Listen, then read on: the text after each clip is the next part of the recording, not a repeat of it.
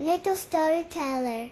A little boy named Alex, with bright blue eyes and a red baseball cap, saw a new boy in his class. The new boy, Sam, had big glasses and always looked down at his shoes. Alex thought Sam was a bit weird. One sunny day during playtime, Alex saw Sam sitting alone on a bench, holding a colorful book. Alex went over. "What are you reading?" he asked. Sam looked up shyly. The book had a superhero with a bright yellow cape and big muscles on the cover. "It's Mighty Max," Sam whispered, showing Alex the pictures inside. Alex's eyes widened. "Wow, I love Mighty Max," he exclaimed. "He's my favorite." The comic book pages showed Mighty Max flying through space and saving a little blue planet. Sam's face lit up.